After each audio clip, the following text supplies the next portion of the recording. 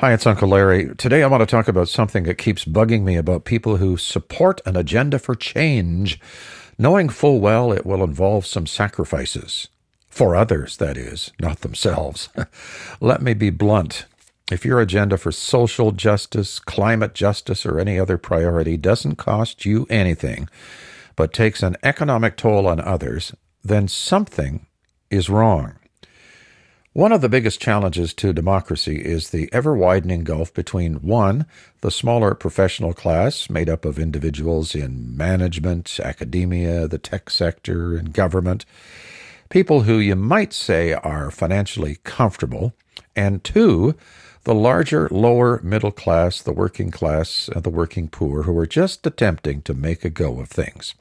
Now, according to the 2021 census, the second category makes up roughly 70% of Canada's population. That smaller, more comfortable class, only around 30%.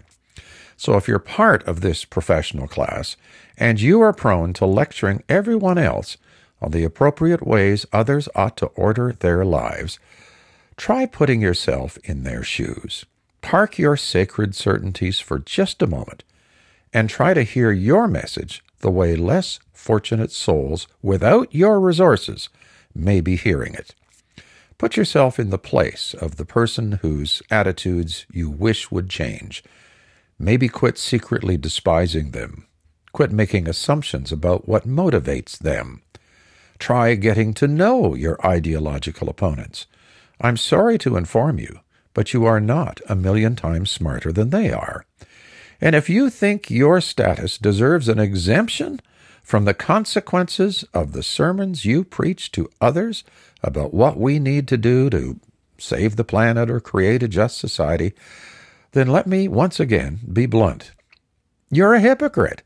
People will see through your double standard, and the gulf will just widen further.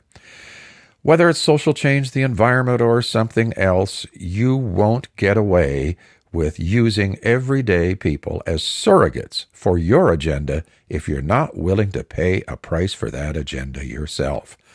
Your ideas and opinions don't amount to much if they merely give you status, cost you next to nothing, but take a burdensome toll on people whose budgets are already stretched to the limit. Sociologist Rob Henderson calls this attitude luxury beliefs. I love that. Prescribing a rather difficult path for others, knowing full well it will cost you nothing. As the great writer Susan Sontag wrote, quote, "It is even much more immoral to claim virtue without fully living with its direct consequences," unquote. Now, if people down the economic and social ladder from you are the only ones bearing the brunt of your attempt to change the world, then your credentials, your influence, your social status don't have much credibility, and people are right to be suspicious of you. It's not that those who are less well off don't care about these important issues too. In the case of climate change, for instance, if you make energy alternatives cheap and affordable, they will literally run to them. During a time of inflation, the rising cost of living, doubling of mortgage rates in some cases, out-of-reach rents, people can be forgiven for just trying to focus on making ends meet. Or look at it another way. If parents are given the choice of spending money to help the planet or making sure their kids have what they need, what decision do you think they're going to make? Of course, they'll choose their kids every time, and they should. Take off your ideological fur coat for a second and consider the consequences of your agenda for the economically and socially disadvantaged. They should be at the top of your considerations, not at the bottom.